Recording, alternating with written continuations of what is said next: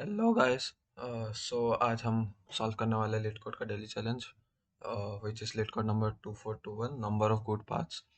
ये क्वेश्चन एक hard level का क्वेश्चन है एंड मुझे भी आज बहुत दिक्कत हुआ था सॉल्व करने में। सो एक बहुत अच्छा इसमें चीज़ यूज़ हो रहा है, लाइक एक कंसेप्चुअल चीज़ है। तो होप आप लोग उसको एंजॉय करोगे एंड ठीक है। तो आज देखते हैं क्वेश्चन को। सो आज के क्वेश्चन में हम लोग को एक ग्राफ दिया रहेगा इन अ फॉर्म ऑफ ट्री। जिनको पता नहीं है कि graph in a form of tree क्या होता है, मैं उसमें है ना बोल देता हूँ कि उसमें क्या होता है ना कि exactly n-1 number of edges होते हैं एंड उसमें कोई साइकिल नहीं होता है। अ, तो उसको ही हम लोग ट्री कहते हैं एंड वो एक अनडायरेक्टेड ग्राफ भी होता है, ठीक है। सो इसमें हम लोग को फाइंड करना है number of good path. So number of good path का क्या डिफाइन है यहाँ पे, जो इन लोग ने डिफाइन किया है। सो पहला पॉइंट है कि the starting node and the ending node should be same. मतलब जो तुम्हारा जो स्टार्टिंग नोड होगा एंड जो एंडिंग नोड होगा वो पाथ का वो सेम होना चाहिए। And all node between the starting node and the ending node have the value less than और इक्वल टू स्टार्टिंग नोड। मतलब कि जो तुम्हारा स्टार्टिंग नोड होगा और एंड नोड होगा उनके बीच में जितने भी वैल्यूज आएंगे वो स्टार्टिंग नोड और एंड नोड से छोटे होने चाहिए, या तो इक्वल होंगे तो भी ठीक है। ओके। और तुमको ऐसा कितने पाथ प्रेजेंट है वो रिटर्न करना है। और एक बात, मान लो कि जैसे फॉर एग्जांपल इसमें देखो ये एक पाथ होता है। ये जो ब्लू में जो दिया गया है वो इसके वैल्यूज है नोड्स के, और अंदर जो सर्कल में दिया हुआ है वो सारे नोड्स है। आप हम लोग को वैल्यूज चाहिए, ठीक है। तो ये 3 1 2 3 ये एक पाथ क्रिएट हो रहा है। 3 1 2 3 एक पाथ क्रिएट हो रहा है। देखो एक बार व्हाइट बोर्ड में दिखा देता हूँ। जैसे ये वाला पाथ है 3 1 2 3। ओके। सो इसमें ये स्टार्ट हो रहा है 3 से, फिर जा रहा है 1 पे, देन अगेन जा रहा है 2 पे, देन अगेन 3 पे। मतलब ये वाला 3 पे। Okay, which is in node number 4। सो इसमें क्या हो रहा है कि ये स्टार्ट और एंड सेम वैल्यू से हो रहा है, और बीच के इसके जितने भी नोड्स हैं वो सारे इन वैल्यू से छोटे हैं या तो इक्वल है। यहाँ पे सारे स्मॉल है पर हो सकता है कि इक्वल भी हो जाए। ठीक है, तो हम लोग इतने सारे निकालने हैं। और एक बात जो क्वेश्चन में बोला गया था कि आप यहाँ पे कहीं पे तो लिखा हुआ था कि ओके, हाँ ये रहा, a single node is also consider as a valid path. Single node जो होंगे ना वो भी तुम्हारे वैलिड पाथ होंगे। मतलब अगर सिंगल सिंगल नोड ले लो, ये एक ले लो, ये एक ले लो, ये एक ले लो, ऐसा। ठीक है, तो वैसा करके तुम्हारा कितने होंगे वो तुम्हें बताना है। ये वाले एग्जांपल में पहले तो सारे सिंगल नोड ही आंसर है, 1 2 3 4 5 5 अपनी पहले से आंसर में स्टोर होंगे। ठीक है, और अभी कितने टोटल सब पाथ्स है ना वो बताने हैं। जैसे कि ये वाला एक सब पाथ है जो मैंने यहाँ पे एग्जांपल में दिखा, वो एक है। देन अगर तुम ये वाला देखो 1 2 1, सो यहाँ पे स्टार्टिंग और एंडिंग तो सेम, मतलब सेम वैल्यू से हो रही है। पर कंडीशन नंबर जो 2 था कि तुम्हारा छोटा या इक्वल होना चाहिए, स्मॉल एंड इक्वल होना चाहिए, वो सेटिस्फाई नहीं कर रहा है, ये 2 हो जा रहा है बड़ा, तो ये वाला पाथ नहीं होगा। और कोई भी सेकंड पाथ पॉसिबल है ही नहीं है इसमें। तो इसके ओवरऑल आंसर होगी 6, ये वाले एग्जांपल की। ये देखो 6। ओके। सिमिलरली अगर ये वाला एग्जांपल तुम देखोगे तो इसमें 1 2 3 4 5 नोड है टोटल। तो 5 तुम्हारा ऑलरेडी आंसर में स्टोर है। एंड ये वाला जो है node number 0 and node number 1 का एक आंसर होगा, दोनों की सेम सेम वैल्यू है 1 1, तो ये एक पाथ हो जाएगी। एंड 2 2 एक पाथ हो जाएगी। इसके अलावा कोई पाथ पॉसिबल नहीं है, तो इसका आंसर 7। वैसे एग्जांपल नंबर 3 में जो दिया गया है उसमें 1 दिया हुआ है। सो एक ही वैल्यू है और एक ही है नोड है, तो ये 1 ही इटसेल्फ ही होगा, तो ये भी हो गया। कुछ कांस्टेंट है, एन नंबर ऑफ नोड जो होंगे जिसको एन से रिप्रेजेंट किया गया है वो 3 × 10⁴ तक जा सकती है, and value of I can be go up to 10⁵ and बाकी जो कंडीशंस होते हैं वो तो एज नॉर्मल वैल्यूज हैं, जैसे कि n-1 नोड्स एजेस होंगे टोटल। एंड एज लेंथ का जो इनका जो दिया हुआ रहेगा वो 2 साइज का होगा। ए आई ए भी कभी भी मैच नहीं करेंगे एंड वो एक वैलिड ट्री होगा। ओके, सो ये सब एक वैलिड ट्री का कांस्टेंट होता है। अब ये क्वेश्चन है थोड़ा ट्रिकी। पहले मैं इस सारे को इरेज कर देता हूँ जल्दी से।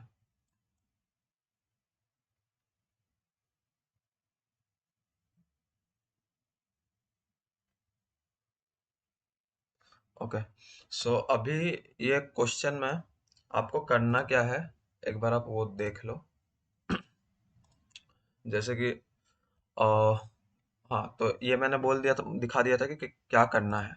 अब इसको करने के क्या क्या एक तरीके हो सकते हैं। फॉर एग्जाम्पल आप तो पहले ये ले लो कि एक एक नोड पिक कर लो, जैसे कि मैंने पहला वाला नोड पिक किया और यहाँ से सारे पाथ फाइंड किए कि कौन से पाथ कौन से नोड तक अवेलेबल है, और मैं तभी ट्रैवल करूंगा जब उससे नेक्स्ट नोड ना इससे छोटा होगा या इसके इक्वल होगा, तभी मैं ट्रैवल करूंगा। तो वैसा करते करते ना आप सारे नोड के लिए आप ट्रैवल करके निकाल सकते हो। तो सारे नोड होंगे तो एन एन नोड्स, एंड जैसे कि आप सब में ट्रैवल करोगे तो वो भी एन टाइम लेगा, तो वो एन इंटू एन हो जाएगा, विच इज एन स्क्वायर।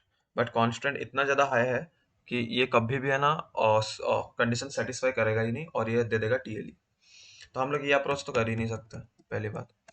दूसरी बात है, यहाँ पे हम लोग को कुछ ऐसा कुछ करना होगा जो कि ऑफ एन में या ऑफ एन लॉग एन में सॉल्व हो जाए। तो ऑफ एन में हम लोग आज करेंगे जैसे यूजिंग डीएसयू। ओके, सो डीएसयू में क्या करते हैं यहाँ पर? डीएसयू में बेसिकली अपन अगर आप लोग ने डीएसयू नहीं पढ़ा, कल का क्वेश्चन भी डीएसयू पे था, तो मैंने बोला था कि एक बार देख लेना। तो अगर आप नए नए हो तो आपको ये प्रॉब्लम समझने में बहुत दिक्कत होने वाला है यूजिंग डीएसए, पर अगर आपने थोड़ा बहुत प्रैक्टिस करके रखा है ना, तो अप्रोच भी समझ जाओगे ना, तो क्वेश्चन आप इजीली खुद से कोड कर पाओगे। इनफैक्ट मेरे से भी क्वेश्चन नहीं बना है एक्चुअल में, खुद से मैंने भी अप्रोच पहले देखा कि कैसे होता है, एंड मैंने कोड किया तो वो इजीली सॉल्व हो गया, एंड बहुत इंट्यूटिव है। लाइक ऐसा चीज़ आप बहुत सारे क्वेश्चन में शायद आपको मिल भी जाए फ्यूचर में भी, कि ऐसा कुछ लग रहा हो जहाँ पे हम लोग ना ट्री को है ना पार्टीशन करके रखते हैं, एंड हम लोग फिर उसको जोड़ते रहते हैं, मिक्स मतलब मर्ज करते रहते हैं। तो डीएसयू बेसिकली दो सब ट्री या नोड्स को मर्ज करने के काम ही आता है। ठीक है, तो आप जाकर पहले डीएसयू पढ़ना, कुछ मीडियम लेवल के पहले सॉल्व करना क्वेश्चंस, देन इस पे आना, तो आपको ज़्यादा इजीली समझ में आएगा। अदरवाइज ये बहुत टफ क्वेश्चन है। एंड चलो फिर सॉल्यूशन पे जाते हैं। तो इनिशियली मैंने एक एग्जांपल के लिए यहाँ पे एक दूसरा एक ट्री बना के रखा है ऑलरेडी। सो यहाँ पे आप अगर देखोगे तो ये उसके लिंक है, एंड अभी है ना हम लोग एक है ना एक्टिवेट एंड डीएक्टिवेट एरे लेके चलेंगे। बेसिकली एक्टिवेट एरे ही लेके चलेंगे, और उसका क्या काम है बताऊंगा। अभी सारे नोड्स है ना डीएक्टिवेट है, ठीक है। और मैंने यहाँ पे एक मैप ले लिया है जहाँ पे है ना सारे वैल्यूज के ना और कौन से नोड है वो सब स्टोर करके रखा हूँ। जैसे कि फॉर ये जो अंदर जो मैंने 1 3 2 4 4 लिखा है, इसके वैल्यूज है नोड के, और ये नोड नंबर है जो 0 जो रेड कलर में है वो नोड नंबर है। तो 1 वैल्यूज वाले कितने नोड है टोटल? सिर्फ एक ही प्रेजेंट है, नोड 0, तो ये वाला उसका रिप्रेजेंटेशन ये मैप में हम लोग स्टोर करके रखेंगे। ओके, ये भी मैप रिप्रेजेंटेशन ही है, map of integer comma vector of integer. Okay, and then two value वाले कितने नोड्स हैं? एक ही नोड है, विच इज अगेन 2, ये रहा। 3 वैल्यू वाले कितने नोड है? 2 नोड प्रेजेंट है, 1 and 5, तो ये रहा। एंड 4 वैल्यू वाले यहाँ पे 4 आएगा। 4 वैल्यू वाले कितने नोड प्रेजेंट है? तो यहाँ पे है 3 3 4 5। ओके, 3 4 5, ये 3 4 and 6, सॉरी। नाउ अभी इनिशियली सारे डीएक्टिवेट है, सारे हमारे सेपरेट नोड है। ये जो एजेस है ना, ये आप मान के चलो कि अभी प्रेजेंट ही नहीं है। अभी जो जो जो चीज एक्टिवेट होते जाएगा, मैं उसको ना ग्रीन कलर से मार्क करते जाऊंगा। ओके, ब्लू कलर से, ठीक है। सो अभी अभी यहाँ पे हम लोग क्या करेंगे ना, सबसे पहले हम लोग स्टार्टिंग करेंगे छोटे से बड़ा। छोटे से बड़ा इसलिए क्योंकि जैसे ही हम लोग का छोटा अगर मान लो कि मर्ज हो जाता है, जैसे कि अगर यहाँ पे 1 है, ऐसा कुछ ट्री होता 1 7 1 होता, ठीक है। तो ये वाला जो वैल्यू है ये एक्टिवेट होता पहले, ये दो एक्टिवेट होता। पर ये कोई पाथ अगर मैं इसको एक मर्ज करके ले लूँ तो ये कोई पाथ है नहीं।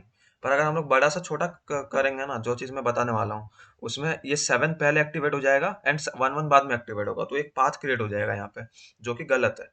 इसीलिए हम लोग छोटा सा बड़ा इसलिए ले रहे हैं ना, ताकि जो इनवैलिड पाथ्स होंगे ना फॉर बड़ा वाला वैल्यू के लिए, तो वो यहाँ पे हट जाएगा, ऑटोमेटिकली हट जाएगा।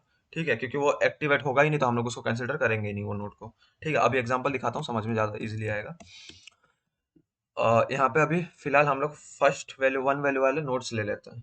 तो यहाँ पे एक ही वैल्यू है, तो मैंने इसको एक्टिवेट कर दिया। ठीक है, ये वाला नोड को मैंने एक्टिवेट कर दिया। अब इसके एडजेसेंट में देखूंगा कितने नोड्स हैं।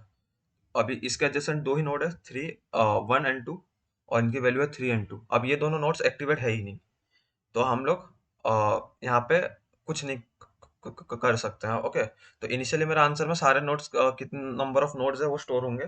तो 1 2 3 4 5 6, ओके 7, टोटल 7 नोड है, तो 7 पहले से स्टोर होगा।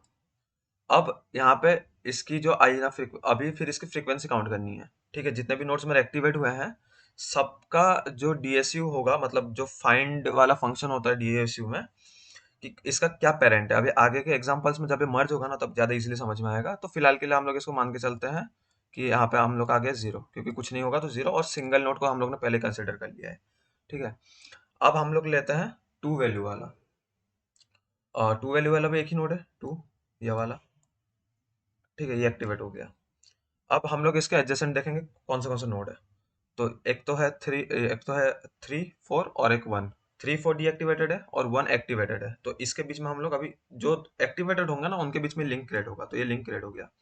तो हम लोग ये दोनों नोड नोड को मर्ज कर देंगे। अब मर्ज कैसे होगा, डीएसयू के थ्रू। डीएसयू में जो यूनियन फंक्शन होता है उसके थ्रू होगा मर्ज। कोड में दिखाऊंगा कैसे हो रहा है। बाकी मैंने जैसे पहले ही बोला था कि आपको डीएसयू का नॉलेज होना चाहिए थोड़ा अच्छे खासे लेवल पे, तो वो थोड़ा देख लेना। उसके बाद ये क्वेश्चन आएगा ना, थोड़ा मीडियम लेवल के सॉल्व करो पहले, फिर ये करना। ओके, नहीं तो नहीं हो पाएगा ये क्वेश्चन। तो मैंने ये दोनों को मर्ज कर दिया। अब मैं ये टू वैल्यू वाले जितने भी नोड्स थे ना, सबके मैं पेरेंट्स फाइंड करूंगा। इसका मैंने यहाँ पे तो एक ही नोड है, तो इसका पेरेंट फाइंड किया, तो ये मान लेते हैं कि इसका आया, ये वाला उसका पेरेंट था, मान लेते हैं ये इसका पेरेंट आया। ठीक है, जीरो। अब काउंट इसकी वन है, तो इसकी पॉसिबिलिटी कितनी होंगी, वन सी टू। ठीक है, जो कि एक्चुअल में जीरो होगा, या तो हम लोग आप लोग इसको ऐसा लिख सकते हो कि n into N minus one by two, ये फॉर्मूला होता है। ठीक है, तो यहाँ पे n की वैल्यू वन आएगा, तो one into one minus one जो कि जीरो, तो ये ओवरऑल ये फंक्शन भी जीरो ही हो जाएगा। तो यहाँ पे भी ये जीरो हो गया। जैसे जैसे आगे आगे एग्जाम्पल बढ़ेगा ना, इस ये क्यों हो रहा है ना, ये समझ में आता रहेगा। ठीक है, अब थर्ड वैल्यू के लिए चलते हैं। थर्ड वैल्यू में दो नोड्स है टोटल, वन एंड फाइव। तो मैंने दोनों को एक्टिवेट कर दिया, ये वाला भी एक्टिवेट हो गया, ये वाला भी एक्टिवेट हो गया। एंड इन दोनों का जो एडजेसेंट नोड्स है ना, जो एक्टिवेटेड है, उनके बीच में उसको साथ उसको मर्ज कर दो। जैसे कि ये इसके साथ, ये दोनों एक्टिवेट है और इसका दोनों का लिंक बन जाएगा एक, ये मर्ज हो गया। ये इसके साथ एक्टिवेटेड है तो ये मर्ज हो गया। ठीक है, और ये इसका ये एक्टिवेटेड नहीं था, तो ये दोनों मर्ज नहीं होंगे। अब मैं ये दोनों नोड का ना, ठीक है, पेरेंट फाइंड करूंगा कि क्या आ रहा है। थ्री का पेरेंट क्या है, मान लेते हैं कि ये सबका पेरेंट, ये पूरा का पूरा जो सब ट्री है ना, इसका जो पेरेंट है वो जीरो है, ऐसा पकड़ के चलते हैं, क्योंकि पूरा मर्ज हो गया। डीएसयू में हम लोग का कोई एक नोड पेरेंट होता है, तो हम लोग मान के चलते हैं यहाँ पे ये पेरेंट है। ठीक है, अब इसका पेरेंट ये दे रहा है जीरो, और इस ये वाला भी अपना पेरेंट रिटर्न कर रहा है जीरो, तो इनकी जो काउंट हो गई। तो अब इसमें हम लोग चेक करेंगे कि क्या मतलब कितना फ्रीक्वेंसी है टोटल। तो अभी देखो, ये दोनों का काउंट हो गया टू, और वो फॉर्मूला में लगाएंगे तो उसका आंसर भी देगा टू। ठीक है, एस सॉरी वन देगा आंसर, बिकॉज वो two into two minus one by to होगा, तो two into one by to होगा, तो टू डिवाइड बाई टू होगा वन। तो यहाँ पे प्लस वन होगा, मतलब वहाँ पे एक ही पाथ एग्जिस्ट करता है, जो कि आप यहाँ पे भी देखोगे ना, तो ये रहा एक पाथ। ठीक है, ये वाला पाथ अगेन। अब ये वाले के लिए आते हैं। इसमें क्या हो रहा है कि थ्री फोर सिक्स अवेलेबल है। ओके, तीन नोड है, थ्री फोर सिक्स, इनको भी एक्टिवेट कर देते हैं। थ्री फोर सिक्स को तीनों को एक्टिवेट कर दिए। अब इसके एडजेसेंट जितने भी नोड है ना, सबको साथ में मर्ज कर दो, मर्ज कर दिए। ठीक है, अब देखना अब क्या होता है। अब यहाँ पे तीन नोड थे, तो थ्री का पेरेंट भी थर्ड वाले नोड का भी पेरेंट मान के चलते, अभी भी यही है मेरा, ये पूरा सब ट्री का पेरेंट है जीरो, तो जीरो देगा। ये भी मुझे जीरो दे रहा है, ये वाला भी मुझे जीरो दे रहा है, और ये वाला भी मुझे जीरो दे रहा है। तो यहाँ पे इसकी फ्रीक्वेंसी हो गई थ्री, तो इसका आएगा three into three minus one, तो two by two, which is three. तो ये हो जाएगा थ्री। ठीक है, तो टोटल ओवरऑल यहाँ पे seven, three, ten, eleven total paths बनेंगे गुड सब ट्री के। कौन से होंगे, पहले तो सारे के सारे सिंगल नोड्स अब आपस में, तो वो सेवन हो गया। एक तो मैंने ये वाला दिखाया था, ये वाला पोर्शन, एंड एक होगा ये वाला पोर्शन, सेवन, एट, ये हो गया नाइन, फिर ये हो गया यहाँ से ये वाला पाथ, यहाँ से जो आ रहा है ये हो गया टेन, और एक ये वाला पाथ इलेवन। हो गया ना, तो अपन का आंसर आ गया। अब छोटे से बड़ा, इसलिए पहले भी जैसे कि मैंने बताया था, इसमें क्या हो रहा है, बड़ा वाला जो नोड है वो कब एक्टिव हो रहा है, जब छोटा वाला उससे एक्टिवेट हो गया हो। तो यहाँ पे अगर मान लो कि यहाँ पे कोई बड़ा वैल्यू होता, मान लेते हैं कि यहाँ पे टू के जगह पे फाइव होता। ठीक है, यहाँ पे फाइव होता, तो ये वाला नोड हमारा एक्टिवेट नहीं हुआ होता पहले। यहाँ पे जैसे ये टू वाला वैल्यू एक्टिवेट हो गया था ना, ये वाला, वो बाद वहां पे एक्टिवेट हुआ ही नहीं होता, वो बाद में एक्टिवेट होता। तो हम लोग का ये वाला जो पाथ बनता ना, ये यहाँ से देन यहाँ से, जैसे कि अगर मैं यहाँ पे फाइव ले लेता हूँ, तो मेरा जो ये वाला जो पाथ बन रहा था अभी के एग्जाम्पल में, एक यहाँ से बन रहा था, फिर अगेन एक यहाँ से भी बन रहा था, यहाँ से पाथ बन रहा था, वो कभी बनता ही नहीं क्योंकि ये कभी एक्टिवेट होता ही नहीं, तो ये कभी इसके साथ मर्ज होता ही नहीं। तो ये पूरा एक अलग सब ट्री बन जाता और ये वाला एक अलग सब ट्री बन बन जाता, मतलब जो भी इसमें से नोड एक्टिवेट होते तो इसमें तो सिर्फ यही बनता, यही एक होता। तो इसका ये दोनों अपना अपना जीरो, ये मतलब इसकी जो पेरेंट होती है वो होती है जीरो, और इसकी जो पेरेंट होती है तो सेल्फ नोड है, तो ये होती है फोर। तो यहाँ पे इन दोनों का होता है टू फ्रीक्वेंसी, जीरो की वैल्यू की फ्रीक्वेंसी आती है टू और इसकी आती है वन। तो ये two into one by to हो जाता, तो ये वन होता, और one into one minus one तो जीरो, तो इसकी वैल्यू हो जाती जीरो। तो यहाँ पे सिर्फ एक ही बनता है पाथ, जो कि यही वाला पाथ होता। ठीक है, इसलिए हम लोग ना इसको छोटे से बड़े में कंज्यूम कर रहे हैं। ये क्वेश्चन बहुत मतलब अच्छी क्वेश्चन है, और बहुत सारे क्वेश्चंस में ना ऐसा मर्जिंग पैटर्न होते हैं। ठीक है, तो पहली बात तो इसमें है ना डिटेक्शन ही था, कि डिटेक्ट करना है कि क्या हो रहा है, एंड मतलब क्या लग सकता है। जनरली जहाँ जहाँ पे डीएसयू लगता है ना, वहाँ वहाँ क्या होता है, होता स्प्लिटिंग एंड मर्जिंग होता है। आपको कंसिडर ऐसा करना रहता है कि आपका पूरा पूरा ट्री है ना, वो ऑलरेडी स्प्लिट है, एंड उसके बाद वो मर्ज हो रहा है धीरे धीरे। मर्जिंग के कुछ कंडीशंस हो सकते हैं, जैसे कि यहाँ पे कंडीशन था कि आपको पहले छोटा वैल्यू से स्टार्ट करना पड़ता हो, वो सब ऑब्जर्वेशन पे डिपेंड करता है, प्रैक्टिस पे। बट ऐसा ही, जैसे कि मैं बोला कि मैं बस इसका तो मुझे तो पहले यही समझ में नहीं आता कि इसमें डीएसयू कैसे लगेगा, एंड थोड़ा हिंट वगैरह देखने के बाद वो जो लीड कोड में प्रोवाइडेड होता है यहाँ पे, तो मुझे समझ में, ये देखो यूनियन लिखा हुआ है ना, टैग्स में भी दिया हुआ है यूनियन फाइंड। तो तब थोड़ा क्लिक किया कि हाँ कैसे हो सकता है, और मैंने भी शायद पहले भी कुछ ऐसा क्वेश्चन करके रखा हूँ, तो मुझे इंट्यूशन आ गया कि मर्जिंग कैसे हो सकती है। तो अब बाकी सब प्रैक्टिस पे डिपेंड करता है। अब आपको ना कोड में दिखा देता हूँ पैरेलली, तो ज़्यादा बेटर में समझ में आएगा। इसका कोड है, मैं कोड का भी लिंक डाल दूंगा, मैं इसको डिस्कशन में अपलोड करके उसका लिंक दे दूंगा आपको। ठीक है, तो यहाँ पे डीएसयू का नॉलेज आपको ऑफ कोर्स फिर से बता रहा हूँ होना चाहिए। और यहाँ पे मैंने रैंक यूज़ नहीं किया, मैंने रैंक वाला सॉल्यूशन पे अपलोड करके देखा, ज़्यादा कुछ फर्क पड़ा नहीं, तो मैंने सिर्फ सिंपल वाला ही आपको दिखा रहा हूँ, बिना रैंक वाला।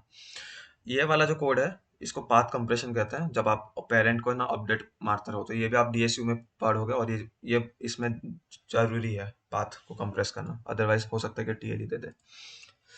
बाकी पहले मैंने क्या किया, मैंने एक एक्टिव वेक्टर लिया हूँ, जैसे कि मैंने बोला था, जैसे जैसे मैं जाते रहूंगा, जो जो नोट पिक करूंगा ना, उसको एक्टिव मारते जाऊंगा। ठीक है, और साथ में मैंने एक है ना एडजेसेंसी लिस्ट यहाँ पे क्रिएट किया हूँ, एंड एक मैप ले लिया, जहाँ जिसके अंदर जैसे कि मैंने यहाँ पे दिखाया था आपको कि ये वाला ये वाला जो बनाया था, ये वाला पूरा मैप में स्टोर होगा।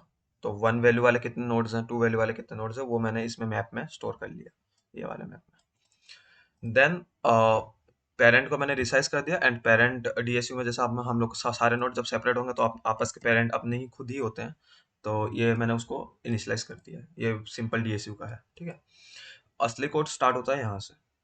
फिर मैंने क्या किया, पहले तो मेरा आंसर में सारे नोट्स सिंगल नोट्स होंगे, जैसे यहाँ पे 7 लेके रखा था मैं ऑलरेडी, इसके लिए 7 नोट्स थे, तो मैंने यहाँ पे भी 7 उसको स्टोर कर लिया काउंट में। ये मेरा आंसर है जो मैं लास्ट में रिटर्न कर रहा हूँ।